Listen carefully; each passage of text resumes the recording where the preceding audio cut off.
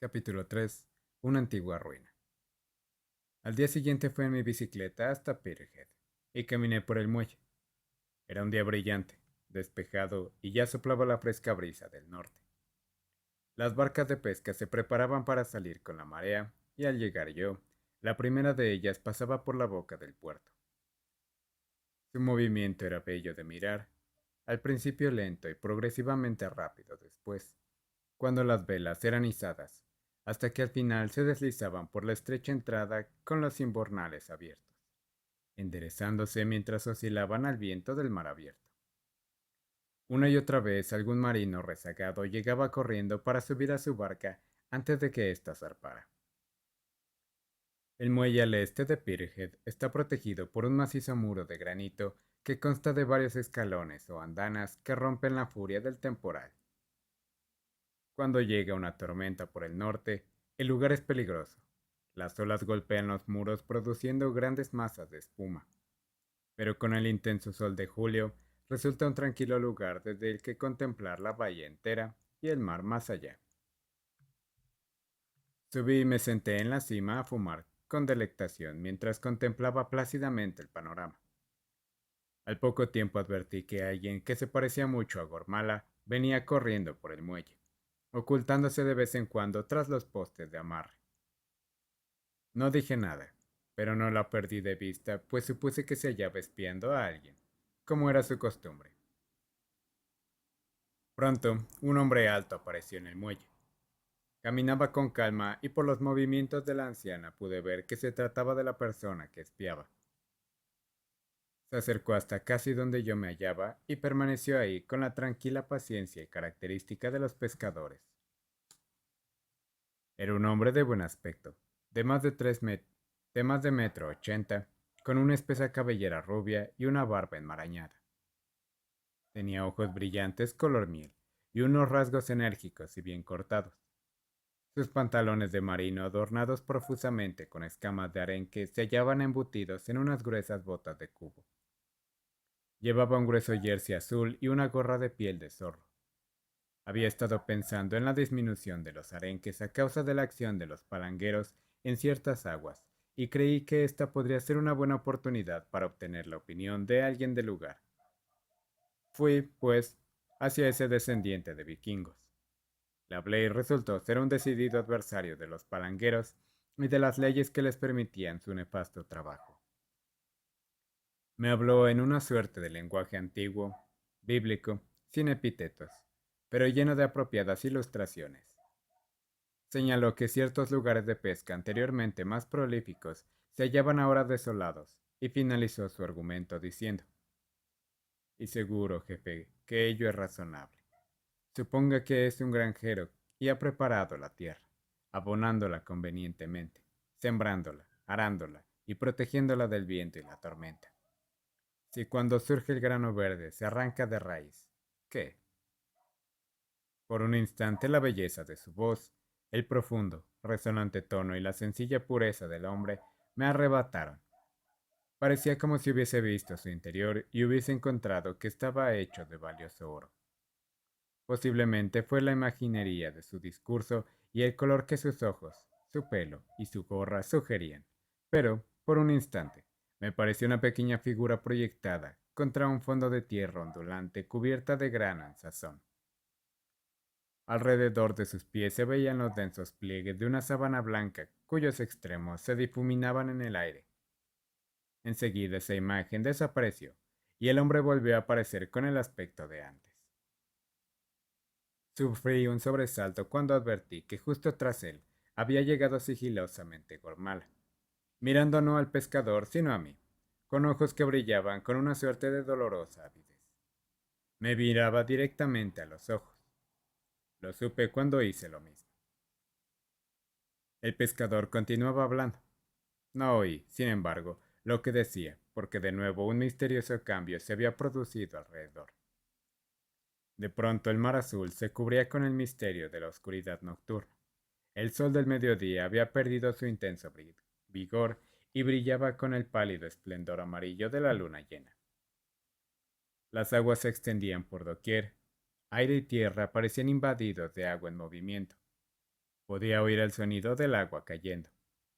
De nuevo el rubio pescador apareció ante mí no como una figura móvil, sino yacente, sin vida aparente, con mejillas color cera, en la inane elocuencia de la muerte. La sábana blanca en cuestión, ahora veía que era un sudario, lo envolvía por completo. Me pareció sentir los ojos de Gormela ardiendo en mi cerebro mientras observaba. De pronto todo pareció asumir su anterior proporción y de nuevo podía escuchar, sereno, al vikingo erguido ante mí.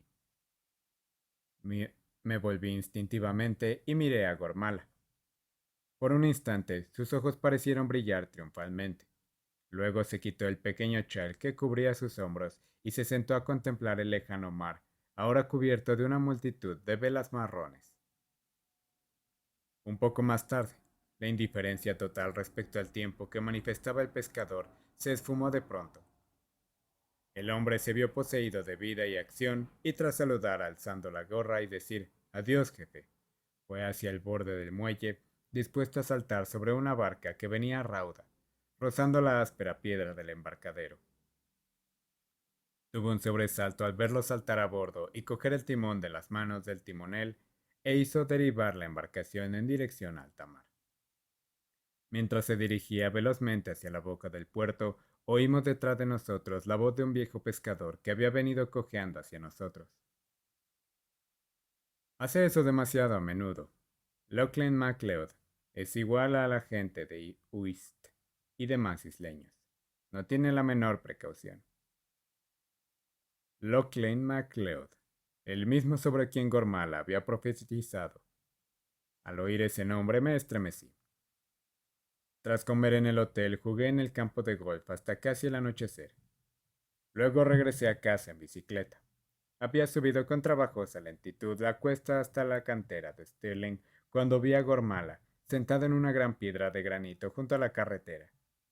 Evidentemente buscaba puesto que cuando me acerqué, se alzó y se interpuso en mi camino deliberadamente.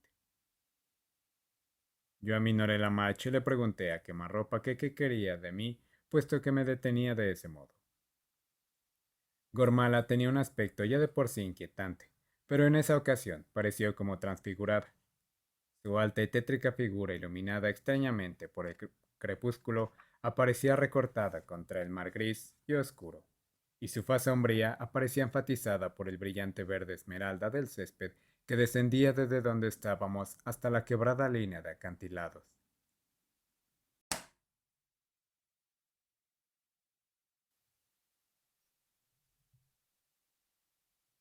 La soledad del lugar era total. No se veía ninguna casa y el mar no mostraba vela alguna. Parecía que éramos los únicos seres vivientes en todo el extenso entorno. Me inquieté ligeramente. El misterioso primer saludo de Gormala en ocasión del duelo por el niño muerto y el persistente seguimiento al que me sometía desde entonces había empezado a afectar mis nervios. Experimentaba una especie de opresión y, estuviera ella o no presente, la expectación ante su posible llegada hacía que la tuviera de continuo en mente. Ahora, su tétrica, estatuaria, actitud y la sombría soledad que nos rodeaba acabaron por subyugarme. El tiempo había cambiado de un modo inconcebible. El cielo claro de la mañana era ahora oscuro y misterioso, y el viento había dejado paso a una calma inquietante. La naturaleza parecía viva y como si quisiera hablarme directamente, a mi modo. La vidente evidentemente sabía esto, puesto que esperó un minuto entero antes de hablar.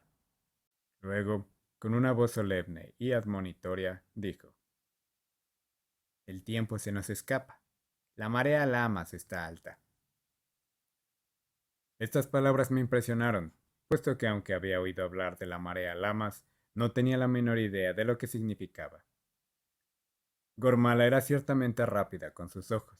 Parecía una gitana en gran medida y parecía leer en mi cara como en un libro abierto. Había una impaciencia reprimida en sus maneras, como alguien que tuviese que detener una explicación esencial a un niño cuya ayuda le fuera absolutamente necesaria. ¿No sabes por qué? Quizá no hayas prestado atención a la marea Lamas, ¿O no conoces la profecía del misterio del mar y los tesoros que esconde? Me sentí abrumado, más que nunca. Quizá debiera haber sabido hacía tiempo esas cosas de las cuales la sombría mujer me hablaba. Mientras yo seguía apoyado en mi bicicleta, ella continuó. Puesto que no sabes, escucha y aprende. Entonces me contó el siguiente misterio en una extraña y viva cadencia muy adecuada a la atmósfera que nos rodeaba y que penetró en mi corazón y mi memoria como para no olvidarlo jamás. Para penetrar el misterio del mar y conocer los secretos que esconde, concéntrate en estos tres enigmas. Una luna dorada sobre la marea alta. El lamas creciente aguardando el hechizo. Una luna dorada que trae la muerte y a la novia. Hubo una larga pausa y un espeso silencio entre nosotros dos. Me sentí muy incómodo. El mar ante mí adoptaba una extraña forma indefinida. Parecía como si tuviese la consistencia clara de un cristal y que desde donde me hallaba pudiese contemplar todos sus misterios. Es decir, que pudiese saber y ver qué eran esos misterios, aunque lo que fuesen en concreto no lo pudiera ni soñar. El pasado, el presente y el futuro parecían mezclados en un salvaje, caótico, agitado sueño, del cual parecían surgir continuamente insospechados pensamientos e ideas como las chispas que saltan del hierro cuando lo golpea un martillo. En mi corazón crecieron anhelos, aspiraciones y posibilidades inesperadas. Me sobrevino un sentido de potencia tan intenso que instintivamente me erguí cuán alto era y fui consciente del vigor físico que me poseía. A la vez que sucedía esto, miré a mi alrededor como despertando de un sueño. No había nada en torno a mí, excepto las nubes flotantes, la naturaleza silenciosa que se iba oscureciendo y el bramido del mar. En cuanto a Gormala, había desaparecido.